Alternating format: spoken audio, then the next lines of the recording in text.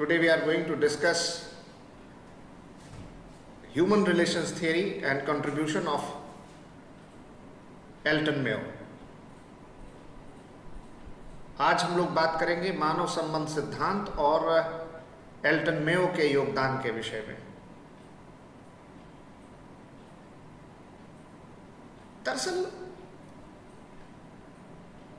Renaissance के बाद जब इंडस्ट्रियल रिवॉल्यूशन हुआ,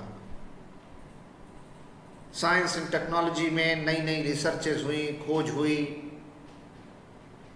रेनेसां ने, पुनर्जागरण ने विज्ञान और प्रौद्योगिकी को बढ़ावा दिया, नए नए खोज और आविष्कारों ने नई तकनीकों को ईजाद किया, जिसका परिणाम औद्योगिक क्रांति के रूप में सामने आया। अब इंडस्ट्रियल रिवॉल्यूशन की वजह से कामकाज के तौर तरीके बदल गए, प्रोडक्शन कई गुना बढ़ गया। अब छोटे छोटे घरेलू कुटीर उद्योगों की जगह पर बड़ी बड़ी फैक्ट्रीज, इंडस्ट्रीज, कल कारखाने बनने लगे। अब एक ही फैक्ट्री में, एक ही इंडस्ट्री में हजारों वर्कर्स एक साथ काम करते थे, अलग अलग शिफ्टों में फैक्ट्रीज 24 घंटे काम करती थी, और वर्कर्स भी धीरे धीरे ट्रेंड और स्पेशलाइज्ड होते गए।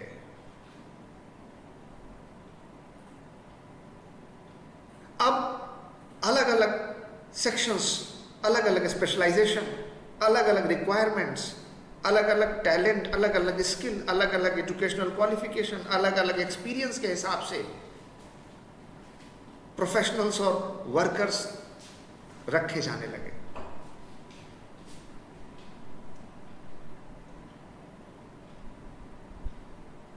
अकाउंट्स अलग सेक्शन, फाइनेंस अलग सेक्शन, मार्केटिंग अलग, सेल्स अलग, एचआर अलग, रिसर्च एंड डेवलपमेंट अलग। इस तरीके से अब एक ही ऑर्गेनाइजेशन में कई सारी अलग अलग स्पेशलाइज्ड यूनिट्स बनने लगी, और इन स्पेशलाइज्ड यूनिट्स के लिए अलग अलग क्वालिफिकेशन के साथ अलग अलग लोगों की जरूरत पड़ने लगी।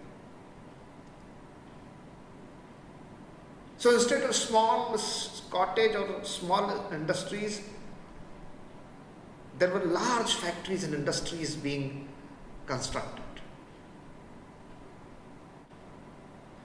इसने पुराने तौर तरीके से काम करने के अंदाज को बदल दिया,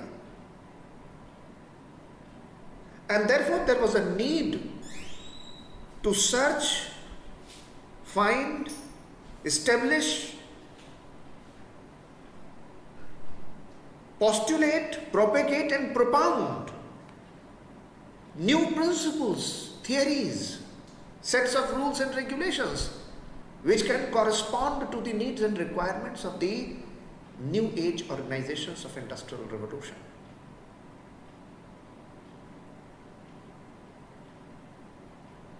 औद्योगिक क्रांति के कारण जो कामकाज के नए तौर तरीके अब सामने आ रहे थे, उसके लिए जिस नए शैली और जिस प्रकार के कौशल की आवश्यकता थी, उसने इस बात पर बल दिया कि ऐसे सिद्धांत बनाए जाएं, ऐसे कार्यप्रणालियां बनाई जाएं जो मौजूदा दौर के संगठनों की आवश्यकताओं को पूरा कर सकती हों। और तब आया विचारों का, सिद्धांतों का पहला समुच्चय, जिसे हम कहते हैं शास्त्रीय संगठन सिद्धांत। And therefore, the first set of principles which were presented to correspond to the needs of new age industrial revolution organization,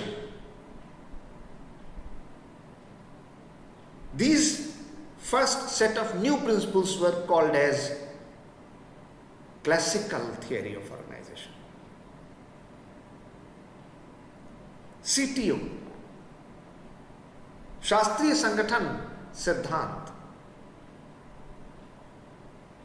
और क्लासिकल थियरी में ज्यादा से ज्यादा बल उत्पादन पर, लाभार्जन पर, संरचना पर, कार्यप्रणाली पर, संगठन के भीतर की आंतरिक संरचना, उसकी कार्यप्रणाली, उसमें मशीनीकरण, उसमें तकनीक, उसमें उत्पादन और लाभ का अधिकाधिक करना, इस पर ध्यान केंद्रित किया गया।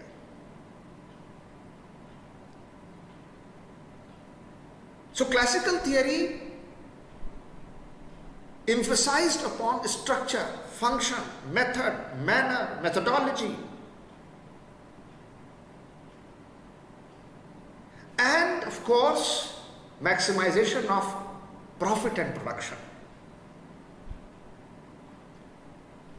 कार्य के विज्ञान का विकास, प्रबंधक और श्रमिकों के बीच के संबंध, मानसिक क्रांति, टेलर, फेयोल, इन्होंने अपने अपने सिद्धांत और विचार दिए जिनको हमने पढ़ा।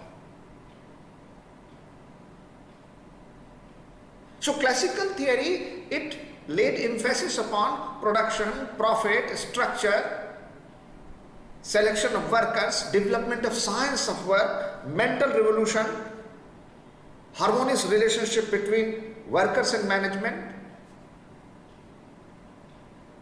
and the formal structure of the organization. और ये सब हुआ 1910 से 1920, 1930, इन 10, 20, 30 सालों में शास्त्रीय संगठन के सिद्धांतों को अपनाया गया, लागू किया गया। लेकिन जैसा अपेक्षित परिणाम मिलना चाहिए था, वैसा अपेक्षित परिणाम मिला नहीं।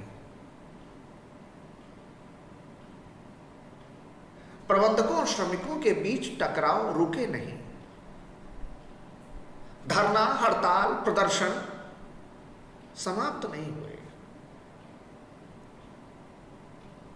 श्रमिकों, कर्मचारियों, मजदूरों के मन में जो आक्रोश था, जो प्रबंधन के प्रति क्षोभ था, रोष था, उसमें कमी नहीं आई। जैसा सोचा गया था, शास्त्रीय संगठन सिद्धांत के विचारधारा को लागू करने के जो परिणाम मिलने चाहिए, जिस मात्रा में लाभ और उत्पादन की दर बढ़ जानी चाहिए, जिस तरह से प्रबंधक और श्रमिकों के बीच संबंध बेहतर हो जाने चाहिए, ऐसा कुछ भी हासिल नहीं हो पाया। बल्कि यह देखा गया कि प्रबंधकों और श्रमिकों के बीच में होने वाली तल्ख रिश्तों में कड़वाहट और बढ़ गई। धरना, प्रदर्शन, हड़ताल ये और ज्यादा होने लगे।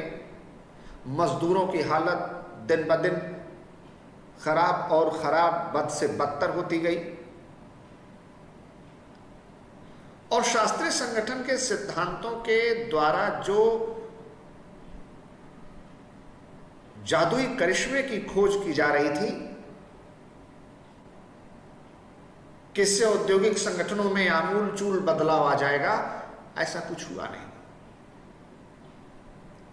और तब शास्त्रीय संगठन सिद्धांत के इन्हीं विचारधारा के विरोध में मनोवैज्ञानिकों, समाजशास्त्रियों, मानव विज्ञानियों ने मिलकर के एक नया विचारों का समुच्चय, एक नया सिद्धांतों का स्वरूप प्रस्तुत किया, जिसे कहा गया मानव संबंध सिद्धांत, human relations theory.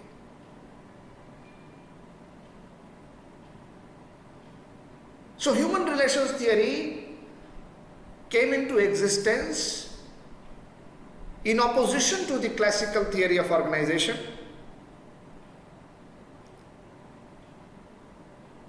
and it was presented by psychologists, sociologists, anthropologists, and they condemned and criticized the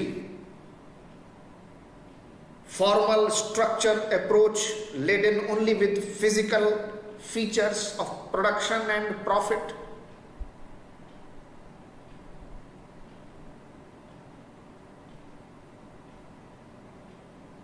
And human relations theory, it said that in the formal, rigid structure of the organization, there are beautiful, surreal, informal relations within the workers. And workers are not merely a cog in the large structure of machine. Workers are made up of blood, flesh and bones. They are living people with living ideas. They don't only need physical requirements, but also they need to satisfy their mental and social requirements. So in the rigid, formal structure of classical theory, what is missing is human factor, human element, human touch, informal relationship, sense of belongingness, get-togetherness, group thinking, pooling of efforts.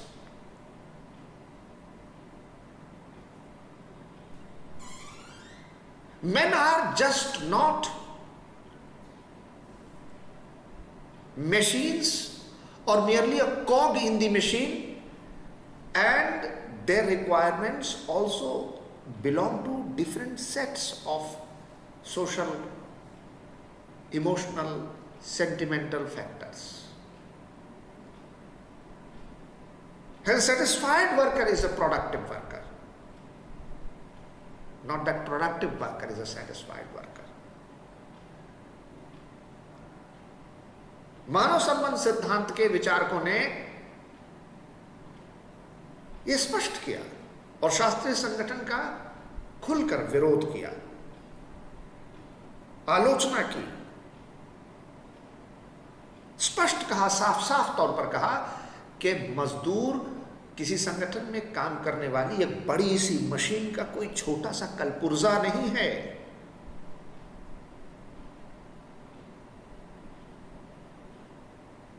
श्रमिकों की केवल और केवल आर्थिक और भौतिक आवश्यकताएं ही नहीं होती हैं, उनकी सामाजिक, भावनात्मक और मानसिक आवश्यकताएं भी होती हैं। जीने के लिए सिर्फ रोटी ही नहीं चाहिए, मानसिक भोजन भी आवश्यक है। मानसिक भोजन, मानसिक खुराक भी चाहिए। मनुष्य एक सामाजिक प्राणी है।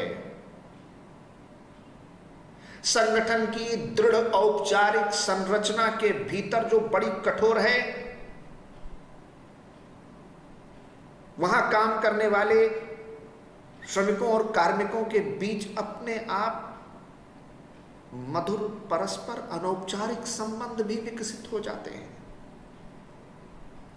और यही मधुर परस्पर अनौपचारिक संबंध ही उनके अंदर भावनात्मक लगाव, एकजुटता पैदा करते हैं, उनको सहयोग और संबल प्रदान करते हैं, उनकी भावनाओं को एक दूसरे से जोड़ते हैं। और उसमें शास्त्रीय संगठन सिद्धांत की सबसे बड़ी कमी यह है कि उसमें मनुष्य है ही नहीं, उसमें मानवीय तत्व का अभाव है, उसमें मानवीय स्पर्श का अभाव है, उसमें मानवीय आवश्यकताओं का अभाव है, उसमें मानव मात्र की उपेक्षा है, उसमें संगठन को केवल एक कठोर भौतिक दृष्टिकोण से देखा गया है, और हर संगठन केवल और केवल एक आर्थिक उपक्रम है जो केवल और केवल अधिकाधिक लाभ और उत्पादन के लिए काम करता है। तो ऐसा सही नहीं है।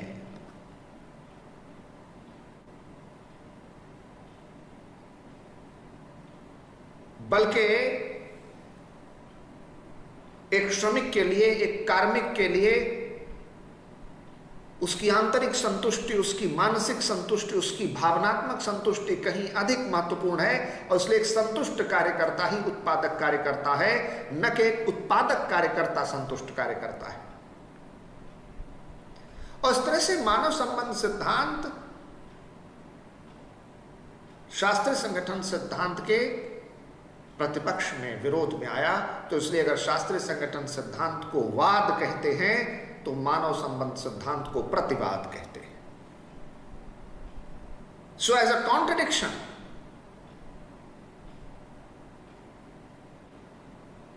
human relations theory was presented against classical theory, and so if classical theory is thesis,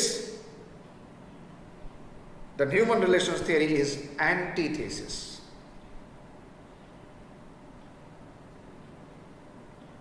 और मानव संबंध सिद्धांतों में सबसे बड़ा और महत्वपूर्ण योगदान एल्टन मेयो का है। एल्टन मेयो और उनके सहयोगी और साथी रॉथलिसबर्गर और डिक्सन, इन्होंने मिलकर के मानव संबंध सिद्धांतों को एक ठोस व्यवहारिक आधार प्रदान किया। एल्टन मेयो मानव संबंध सिद्धांत के सबसे बड़े प्रणेता, प्रवर्तक और प्रतिपादक माने जाते हैं। एल्टन मेयो ने औद्योगिक संगठनों के इतिहास में सबसे बड़ा समाजशास्त्रीय अध्ययन किया, जिन्हें हॉथरॉन परीक्षण कहा जाता है। और यह हॉथरॉन परीक्षण अब तक के औद्योगिक संगठनों के इतिहास में किए गए सबसे बड़े समाजशास्त्रीय अध्ययन हैं, और इसलिए प्रबंधन में एक नई शाखा का विकास हॉथरॉन परीक्षण के द्वारा हुआ, जिसे हम औद्योगिक समाजशास्त्र कहते हैं।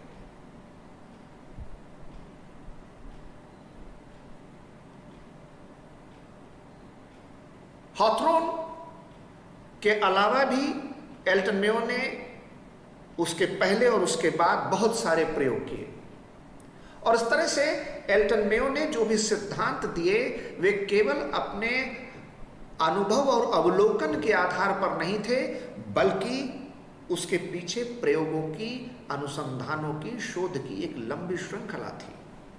और उनके सिद्धांत केवल सिद्धांत रूप में ही नहीं थे, बल्कि प्रयोग और प्रमाण के रूप में उन्होंने प्रतिपादित करके प्रतिस्थापित किए थे।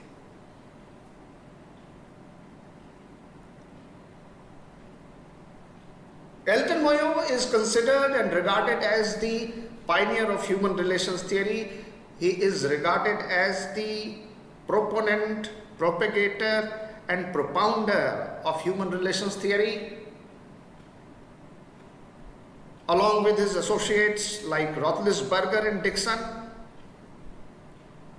He put forward a set of principles and theories known as human relations theory, and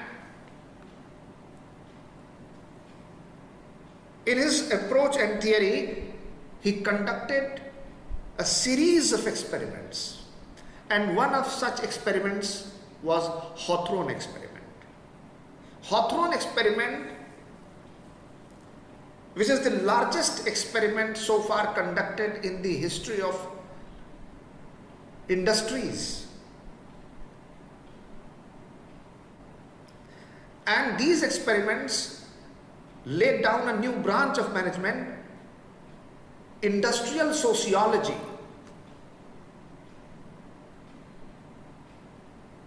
And not only Hawthorne experiments, many experiments before Hawthorne and after Hawthorne, series of such experiments were conducted by Elton Mayo, and therefore his principles were not based only and only upon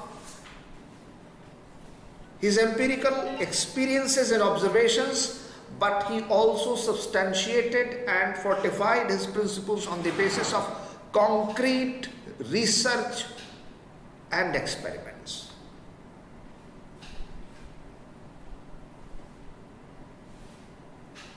And therefore, Elton Mayo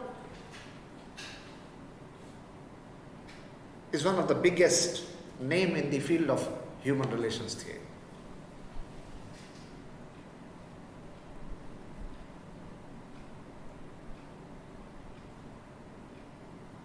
अब Elton Mayo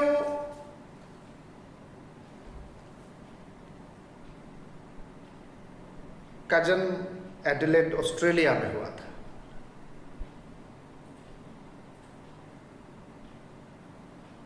और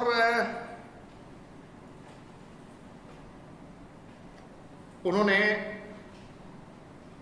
दर्शन शास्त्र में अपना अध्ययन किया।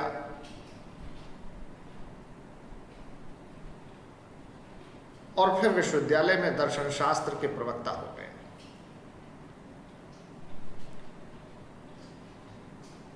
उन्हीं दिनों जब विश्व युद्ध छिड़ा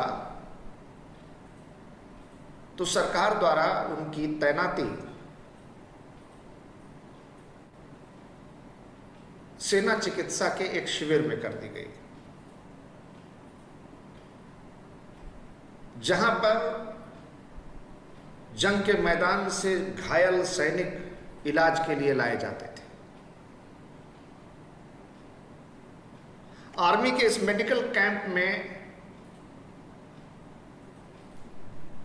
उन्होंने देखा कि किस तरीके से जंग के मैदान में जो सैनिक घायल हो गए हैं, पूरे शरीर में बारूद भर गया है,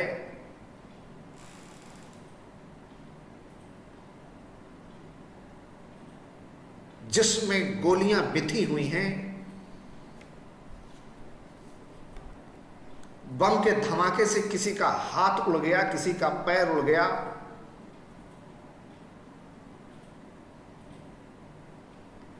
बेहद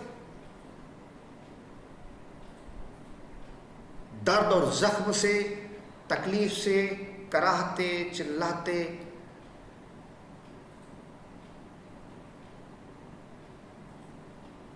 घायल सैनिकों को उन्होंने तिल तिल करके मरते देखा।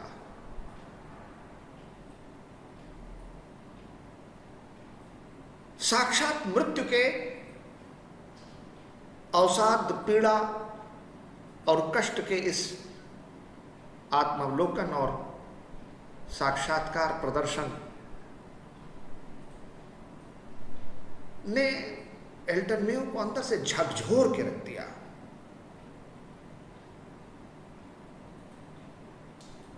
Mayo was trembled, shaken by the agony, pain, trauma of the wounded soldiers who came from the battleground and from the battlefield when they were brought to the medical camp. Their bodies were leaden and pierced with bullets, legs and hands amputated, their limbs torn apart in the bomb blast, writhing and crying with excruciating pain. He saw many soldiers dying in front of him, soaked with blood.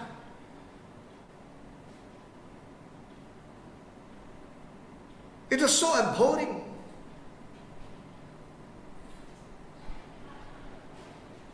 That changed the entire ideology and personality of Elton Mayo.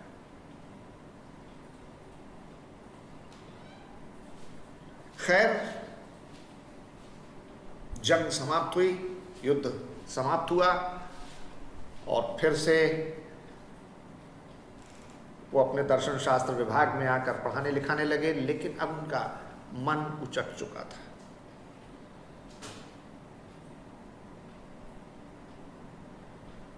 हालांकि सरकार ने युद्ध के दौरान उनकी चिकित्सा शिविर में दी गई सराहनीय सेवाओं के लिए उनको बड़ा प्रशंसित और प्रोन्नत किया, लेकिन फिर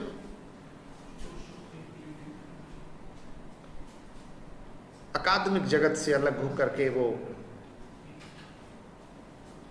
व्यवहारिक शोध, अध्ययन, अनुसंधान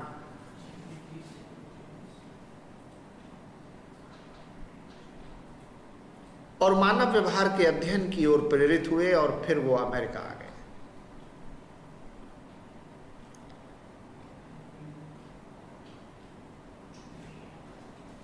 So finally, Elton Mayo moved to the United States of America, and he broke from academics to join industry. He became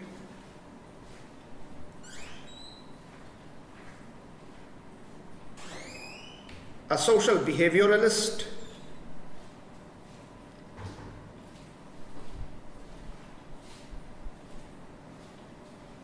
He started studying and observing human behavior.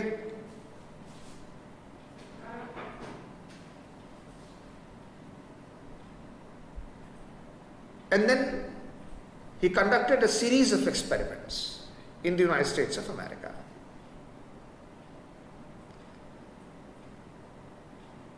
जहां उनका पहला प्रयोग फिलाडेल्फिया की एक कपड़ा मिल में हुआ।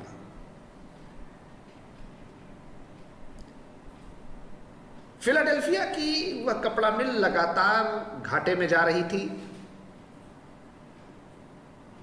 बावजूद इसके कि वहां के मिल मालिकों ने उसमें तमाम तरीके की नई उस जमाने की टेक्नोलॉजी और तकनीक और इंडस्ट्री और मशीन्स वगैरह सब लगाई हुई थी। शास्त्रीय संगठन सिद्धांत के अनुसार जो जो कुछ किया जा सकता था, क्लासिकल थियरी में जो कहा गया था वो सब उन्होंने किया था। फिर भी टेक्सटाइल इंडस्ट्री लगातार लॉस में चलती चली जा रही थी और आखिरकार मिल मालिकों ने एल्टन मेयो को बुलाया और कहा कि साहब आप बताएं क्या किया जा सकता है, क्योंकि तब तक उन्होंने इंडस्ट्रियल कंसल्टेंसी का काम शुरू कर दिया था। एल्टन मेयो ने कहा कि हम आपकी फैक्ट्री का दौरा करना चाहते हैं, देखना चाहते हैं। मजदूर कहाँ रहते हैं, उनकी रिहाइश कहाँ है, उनकी बस्ती कहाँ है, वो फैक्ट्री में जहाँ काम करते हैं वो जगह कैसी है, वहाँ साफ सफाई, वेंटिलेशन, हाइजीन, हेल्थ, क्लीनलीनेस, ये सब क्या सुविधाएं हैं, रोशनी कैसी है, फिजिकल कंडीशंस ऑफ वर्क ये क्या हैं। मिल मालिकान ने कहा ठीक है साहब आइए। और फिर मेयो ने गौर से देखा कि जहां पर वर्कर्स काम कर रहे हैं वहां फैक्ट्री में मशीनों का शोरगुल इस कदर ज्यादा है कि आपस में नजदीक काम कर रहे दो वर्कर्स को बातचीत करने के लिए भी चिल्ला चिल्ला कर, चीख चीख कर बोलना पड़ता है, तब वो एक दूसरे की बात को सुन पाते हैं। So he observed that there is a huge high decibel noise and sound of the machines that the two workers very adjacent and near to each other, if they want to speak to each other, they have to speak very loud. उसके बाद उन्होंने ये भी देखा कि वो काम करने वाले जो वर्कर्स हैं वहां पर वो कपड़े की मिल है, टेक्सटाइल मिल है, तो जो कपड़ा बनकर तैयार होकर के मशीन से नीचे गिरता है तो मजदूरों का एक ग्रुप, एक समूह उसका रोल, उसका गट्ठर तैयार करने के लिए कई सौ मीटर दौड़ता है आगे और फिर पीछे, फिर 100 मीटर, कई सौ मीटर आगे, फिर कई सौ मीटर पीछे, और इस तरीके से एक रोल, एक लट्ठा तैयार हो जाता है। और जब फिर एक रोल तैयार हो गया, फिर दूसरा, फिर तीसरा, फिर चौथा, तो वो लगातार ऐसे आगे पीछे दौड़ते रहते हैं और शाम होते होते उनका जिस्म थक कर चूर हो जाता है। They are physically, mentally depleted, drained, exhausted.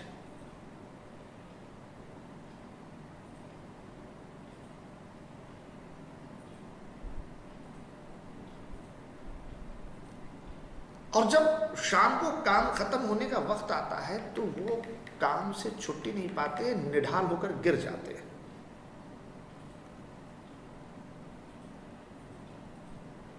Dushyant का एक शेर है, ये सारा जिस्म थक कर बोझ से दोहरा हुआ होगा,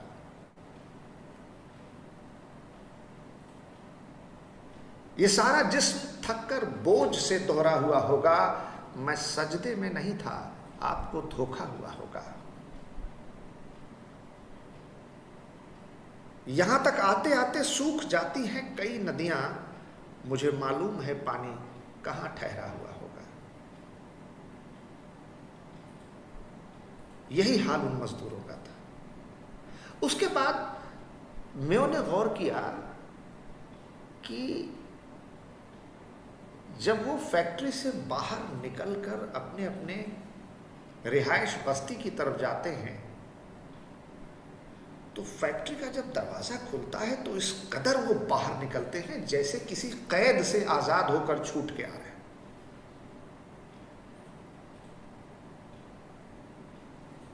They feel liberated, as if they were imprisoned in jail and now they've got their much desired freedom from work. आप कभी गौर करिए छोटे छोटे बच्चों को, जब सुबह उनके माँ बाप स्कूल छोड़ने जाते हैं तो बच्चे कैसे रो रहे होते हैं, जिद कर रहे होते हैं, स्कूल जाने के लिए तैयार नहीं होते हैं। और जब यही दोपहर में उनके स्कूल की घंटी की छुट्टी बजती है और वो छुट्टी के लिए जब स्कूल का दरवाज़ा खुलता है तो उनको जो घर वाले लेने आए होते हैं वो कैसे खुशी के मारे चीखते चिल्लाते अपने घर वालों की तरफ दौड़ते हैं, या उनका रिक्शा वैन जो भी उनको लेने आया, वाटर बॉटल कहीं जा रहा, बस्ता कहीं जा रहा है, यूनिफॉर्म बाहर निकली जा रही है, मारे खुशी के बच्चे स्कूल से छूटकर ऐसे भागते हैं जैसे उनकी खुशी का कोई पारावार ना हो।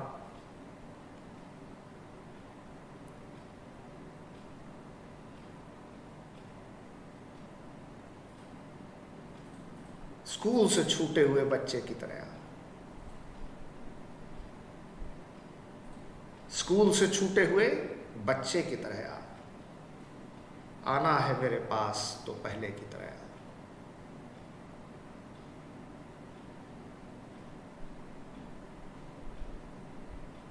स्कूल से छूटे हुए बच्चे की तरह आना है मेरे पास तो पहले की तरह, कमरे के किवाड़ों को खुला छोड़ दिया है साथी की तरह के लुटेरे की तरह।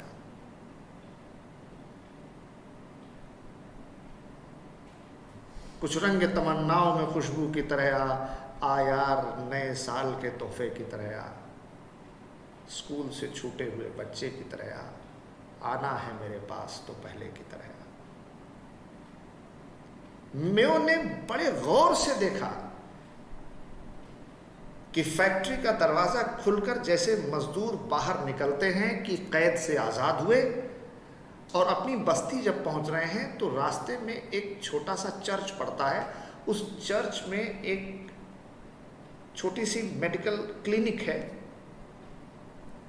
उस क्लिनिक में काम करने वाली एक नर्स है जिसके पास ज़्यादातर मजदूर जाते हैं और अपनी अपनी तकलीफ़ें बयान करते हैं, अपने अपने दुख, अपने अपने दर्द बताते हैं, अपना गम साझा करते हैं। और वो जो नर्स है वो चुपचाप सुनती है, उनको ढांढस बंधाती है, कंसोल करती है, कहती है yes I will pray to the Lord Almighty, may Jesus bless you my dear, I will pray to the Lord Christ. और फिर उनके लिए तमाम तरीके की दुआएं पढ़ती। और उसके बाद मजदूर जब अपने बस्ती के नज़दीक पहुंच रहे हैं जहां पर उनका सेटलमेंट है, मजदूरों के लिए रहने की जगह जहां है, तो उसके बाहर एक बार, एक मधुशाला, एक शराब की दुकान है। वहाँ वो शराब पीते हैं तो दिन भर का जिस्म मेहनत और मजदूरी करके जो पहले से थका है, अब शराब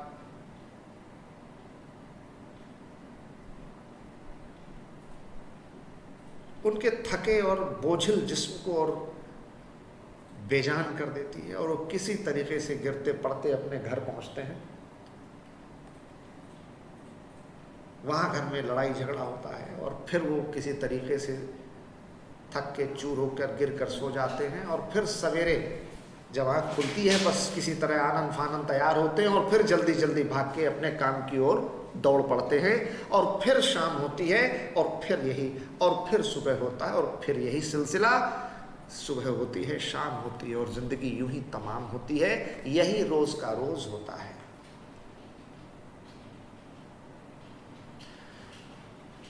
मेयो ने इन सारी चीजों को बड़े गौर से देखा, बहुत कायदे से, बारीकी से इन चीजों को जज्ब किया, अनुभव किया। He observed all these developments very, very keenly, clearly and carefully.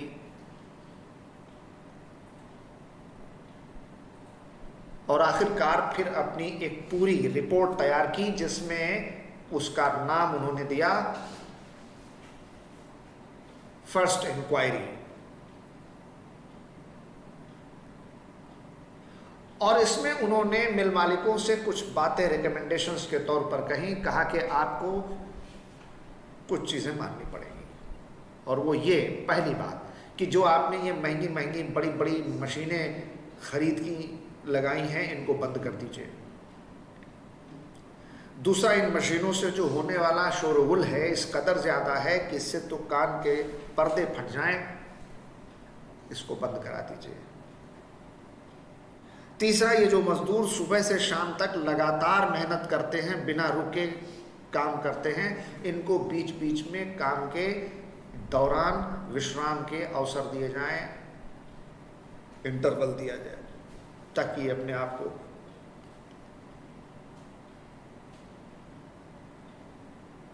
Refresh, recharge कर सके, रिवाइटलाइज कर सके। So they should be given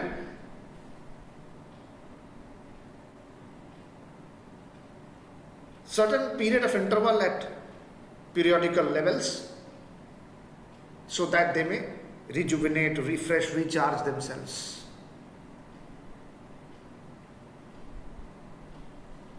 और इस तरीके से उन्होंने बहुत सारी ऐसी सिफारिशें की जिसमें यह भी था कि हफ्ते में एक दिन इनको पूरा अवकाश दिया जाए और बदले में उसका कोई वेतन भी न काटा जाए, और यहां से साप्ताहिक अवकाश, वीकली हॉलिडे की शुरुआत।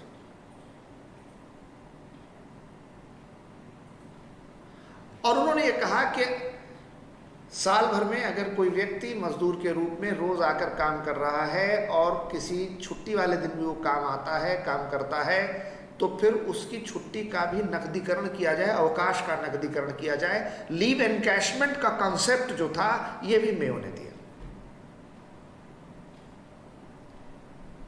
मेयो ने मजदूरों के रिहाइश बस्ती में साफ सुथरा रहने का और उनके बीच बेहतर संचार, संपर्क, भावनात्मक संबंध बने, मिल मालिकों और मजदूरों के बीच में आपसी इंटरैक्शन बढ़े, कम्युनिकेशन बढ़े, मेल जोल बढ़े, इस पर ध्यान देने की जरूरत जताई।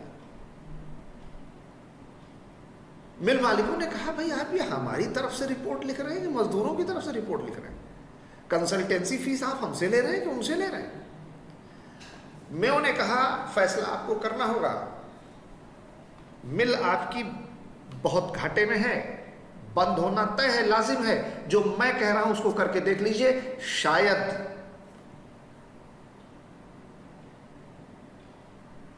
शायद मेरा तरीका काम आ जाए।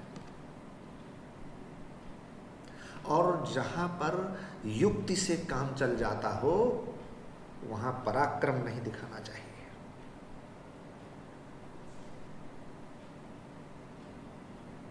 So Mayo gave many vital and important recommendations to the management that limit the working hours of not more than 8 hours. So this concept of 8 hours of working. Second, give them regular intervals. So breaks in between. Weekly off day. Leave encashment, emphasis upon and opportunities for more and more interaction, communication get together with each other,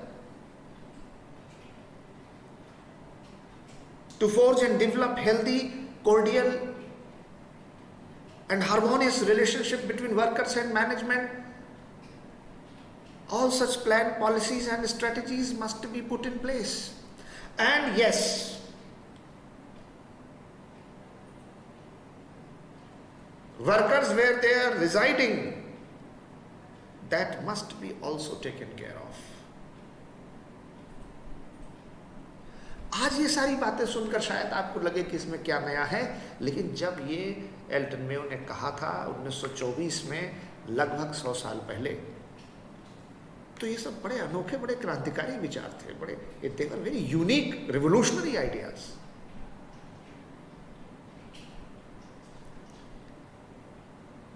और आखिरकार मिल मालिकों ने Mayo की बात मानी और जो Mayo ने कहा था उसको लागू किया, और देखते ही देखते फिलाडेल्फिया टेक्सटाइल मिल पहले नो प्रॉफिट नो लॉस की स्टेज में आ गई, उसके बाद प्रॉफिट कमाने लगी, और देखते ही देखते एल्टन मेयो का नाम पूरे अमेरिका के इंडस्ट्रियल कंसल्टेंट के रूप में मशहूर हो गया।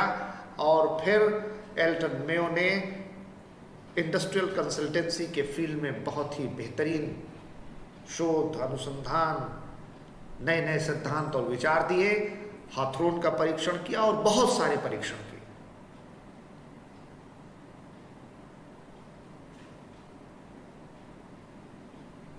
अनुपस्थितिवाद पर किया गया उनका प्रयोग अंतिम परीक्षण है।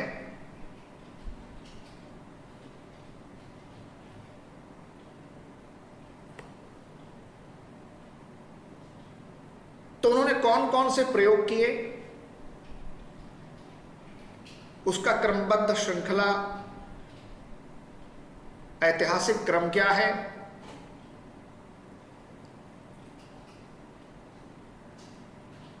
मेयो के जीवन का संक्षिप्त परिचय और उनका विस्तृत योगदान क्या है,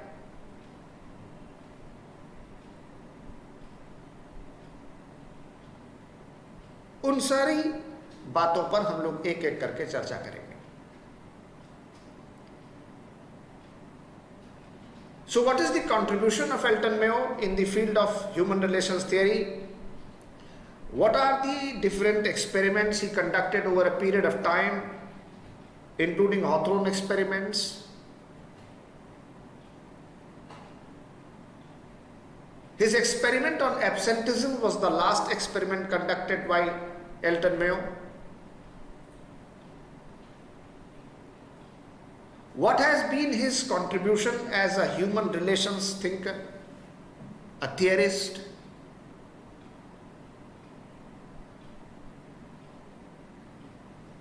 And all these things related to Elton Mayo, his ideology, and then followed by analysis, evaluation and critical appraisal. We shall discuss each and everything at great length, one by one.